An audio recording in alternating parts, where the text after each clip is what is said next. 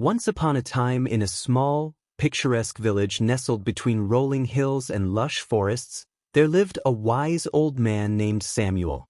Samuel was known far and wide for his radiant smile and unshakable happiness. No matter what happened, he always seemed to be in good spirits. People often wondered what his secret was.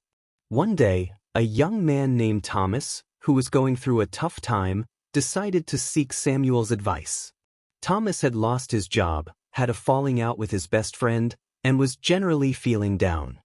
He approached Samuel and asked, "How do you stay happy, no matter what happens?" Samuel smiled warmly and invited Thomas to join him for a walk. As they strolled through the village, Samuel began to share his wisdom. "Thomas, happiness is not about having a perfect life or avoiding problems. It's about how we choose to respond to the challenges we face. Let me tell you a story." Samuel began his tale. Many years ago, there was a young woman named Eliza who lived in the same village. Eliza was known for her vibrant energy and cheerful disposition. However, life was not always kind to her. She faced numerous difficulties, from losing her parents at a young age to struggling to make ends meet. Despite these hardships, Eliza remained happy and positive. One day, a terrible storm hit the village. Houses were damaged, crops were ruined, and many people were left in despair. Eliza's home was one of the worst affected. She lost almost everything she owned. Yet, instead of succumbing to sorrow, Eliza decided to help others. She volunteered at the community center, offering food and comfort to those in need. Her actions inspired the entire village. When asked how she could be so happy despite her losses, Eliza replied, "Happiness is not about what we have, but about what we give. By helping others, I find joy and purpose."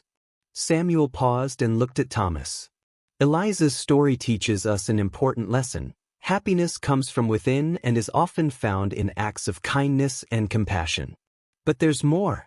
They continued their walk, and Samuel pointed to a beautiful garden full of vibrant flowers. "Look at these flowers, Thomas. They bloom beautifully even after enduring harsh weather. They adapt and grow stronger. Similarly, we must learn to adapt to our circumstances and find beauty in every situation." Thomas listened intently as Samuel continued. "Another key to happiness is gratitude. No matter how difficult life gets, there's always something to be thankful for. When we focus on what we have, rather than what we've lost, we cultivate a positive mindset." Samuel then shared another story. There was once a man named David who lived in constant worry. He feared losing his job, his health, and his relationships. His anxiety consumed him, and he was never truly happy. One day, David met a traveler who carried a small, tattered notebook. Curious, David asked about the notebook. The traveler smiled and said, "This is my gratitude journal. Every day, I write down 3 things I'm grateful for. It helps me stay positive and appreciate the little things in life." David decided to try it. He began to write down simple joys, like a beautiful sunrise, a kind word from a friend, or a delicious meal. Slowly but surely, his perspective shifted.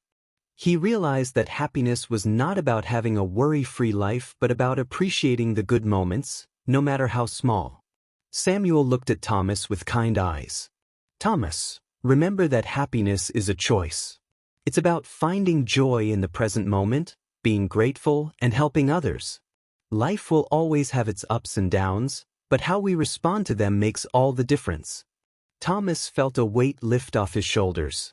He thanked Samuel for his wisdom and vowed to apply these lessons to his own life. Over time, he found that by choosing to be positive, helping others, and practicing gratitude, he could find happiness even in the most challenging situations. And so, the village continued to thrive with the wisdom of Samuel, Eliza, and the gratitude of the traveler, reminding everyone that happiness is not a destination but a journey, shaped by our choices and perspective. From that day forward, Thomas lived by the principles he learned, and he too became a beacon of happiness in the village, spreading joy and positivity wherever he went. And thus, The village was filled with happy, resilient people who knew that true happiness comes from within. Hey, thanks for sticking around until the end. If you liked this video, give it a thumbs up, share it with some who would love it, and of course, subscribe if you haven't already. Don't forget to turn on the notifications by clicking the bell, so you're always in the loop. See you next time.